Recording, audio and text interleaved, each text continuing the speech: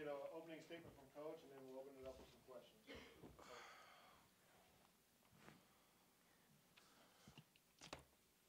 First of all, I'll contain my opening statement to all of our fans that attended the game tonight.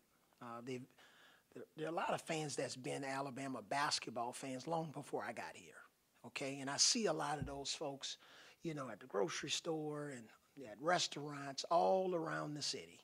And they tell me their stories about, the good old days at Alabama in terms of basketball. So I want to thank them for coming tonight. I also really want to thank our student section. That student section was packed tonight. I talked to a couple of fraternity houses yesterday, and I encouraged them to bring a lot of their friends. And they played their part.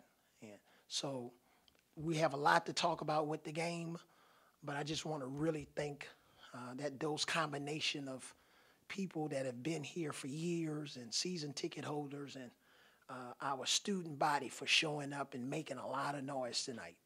And we still have a ways to go in terms of our overall crowd. This was a non-conference game early in the basketball season. I think they're going to continue to get better and better, and it really means a lot to us. This community, we want to be a part of this community in terms of a championship-level team like a lot of varsity sports that are here on campus, and we have to earn it. And as I've shared with our team, whether it's the first half against Memphis or the first half tonight against Lipscomb, we have to earn it, okay? There's nobody going to walk down like we got 5 angels coming on the floor and they're going to pass out because they see a bunch of angels or guys walking on water. It's not going to happen, all right? But overall, I'm proud of our team. Much better effort in the second half. We made some shots. Obviously, you guys know, we left a lot of points on the board at the line, but they're all correctable. But overall, I'm proud of our guys. Thank you, Coach. Start all the way back, Scott. Avery, like you said, second half, 11 assists, 18 made baskets, player movement, ball movement better. The guys just said, you said quit playing cool. Kind of go into what you. Did they say that? Yeah. Oh, good. Wow, that's a sign of maturity. They're telling the truth. Good. Wow. Yes, that's something we talked about. A little too casual, cool in the first half. But whether it's jitters or a lot of those guys are young and this was their first game in the building or just getting back in the flow of things for some of the guys that have been here before in the program. We started 3 guys tonight in Daniel Giddings, Petty, and Colin that had never played a regular season game in the building. So I know because they're supposed to be some diaper dandy or super freshmen, they're supposed to be invincible in some people's eyes, but they're still human, and they have to grow and develop and gain experience, and same thing with Daniel. And then we're bringing a couple of freshmen off the bench. So I just think there were some nerves there and some jitters, but we're glad we got this game behind us. Chandler? Avery, could you assess could you assess Colin's play and just how do you think he came out and kind of handled his emotions tonight in his first college game?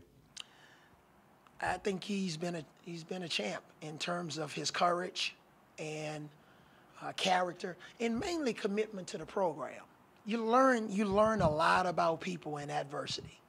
Wow. I mean, you learn so much about where you stand in a relationship with somebody when there is adversity, okay? You really do find out.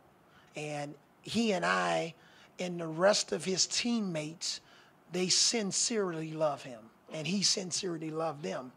And we laugh together, cry together, we're emotional at times together, but it's all about teamwork and togetherness. So I think obviously, he didn't shoot it as well. He's capable of making 11 out of 12 and 12 out of 12 from the free throw line. I will not lose any sleep over his free throws.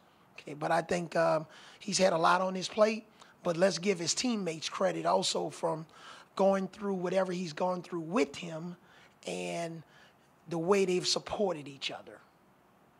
Left side, Cecil.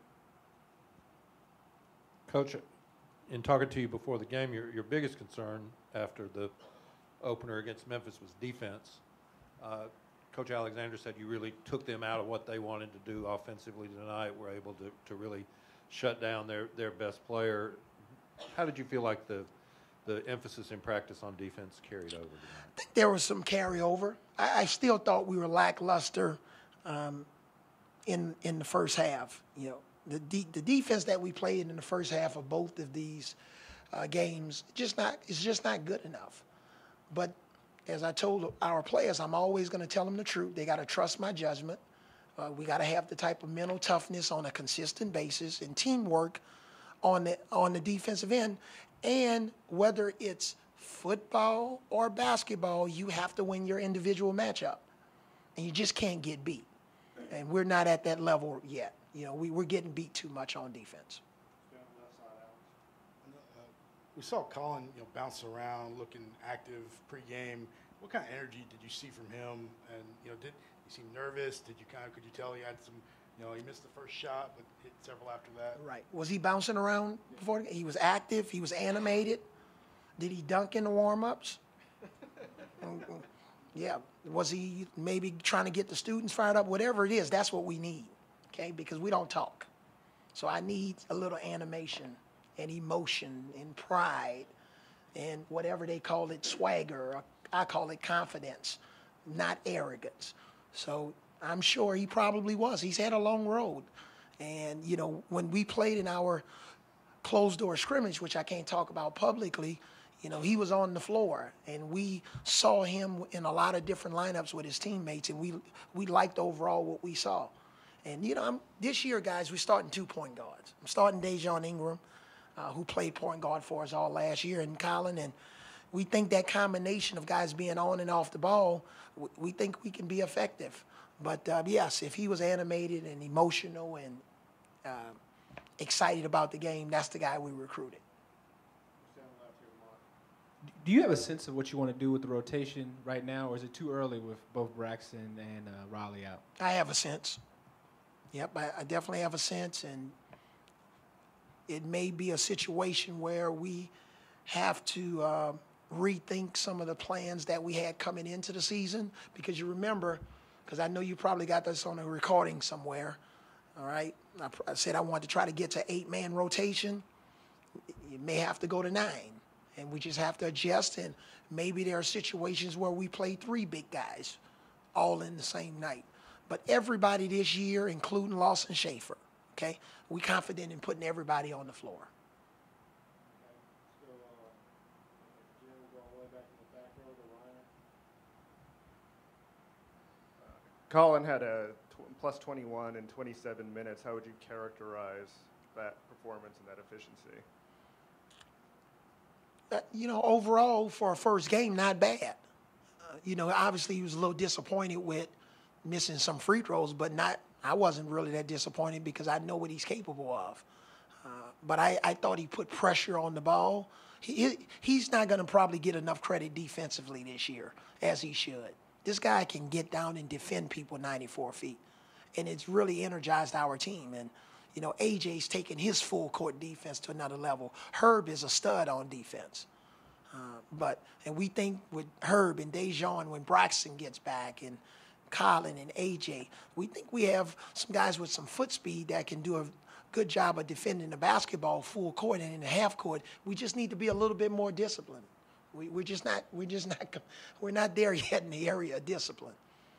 Time for a few more questions. Coach, the ball just seems to be moving a lot more on offense than we saw last year. Is that the result of just there's more playmakers on the court right now, or is that something that you've really been pushing and making a concerted effort to get across? Well, I'm going to let you in on a little secret, okay?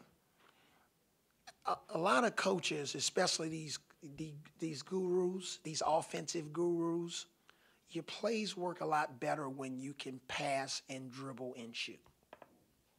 I'm going to let that just marinate for a second, okay? So we think we got some guys that can collectively, returning players, new players combined, we think we can be more effective in those areas. So one guy won't feel like he have to lead us to victory by dribbling the ball 19 times.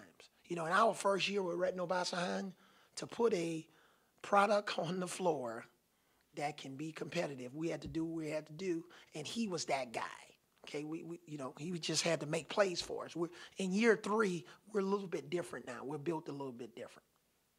Front row right, Tony. How would you assess your play down low? You know, on one hand, you outscored them in the paint 50-22, but on the other hand, you were out rebounded 47-40. Just what did you see from that? I saw that we need to be a little bit more physical without fouling. We reacted too much to their post moves instead of being the aggressor, smartly being aggressive in certain situations. We got posted up too deep too much, especially in the first half. When we were on offense, we didn't make compact, controlled moves. Daniel made one in the first half, but there were other times we were off balance, and we missed a couple of easy ones in the paint or got our shot blocked. But again, it's an evaluation. We're going to watch the video on tomorrow. Our coaching staff, I think, is one of the best I've been around at breaking down video. And so, we'll get here early in the morning and break it down. And we got a pretty quick turnaround with the game coming on Friday. But that's an area that we got to improve in, because down the road, I know we only take it one game at a time, but some of the teams that we're going to be facing here really soon, we're going to have to pick it up in terms of how we're finishing inside and how we're defending inside. Okay, last question on the left, Caleb. Coach, you talked yesterday about, you wanted it to be a team effort, not all 9 players who played in the first half score in the first half. How important was that team effort, and did it allow guys like Sexton and Pay to be able to take over in the second half? Yeah, again, we think that if we can have great balance, 5, 6 guys getting in double figures, 7 guys on some nights, or 4 guys in high double figures, we're going to be a lot harder to scout, because you're not just going to try to shut down one guy and limit his success. It was obvious tonight, in watching the film, if we didn't limit Garrison Matthews' touches and try to be physical without fouling and try to disrupt some of the things he likes to do on offense, we weren't going to be successful. But if we have nights where one of our key guys struggle, we should be able to go to the second, third, and fourth guy to get some offense. Or if a guy gets in foul trouble, next man up. That's what we've been working towards. All right, thank you, Coach. And then, did you guys know it was Antoine Petway's birthday yesterday? Or just a little update. We gave him a cake after the game tonight. Is that legal? Strawberry.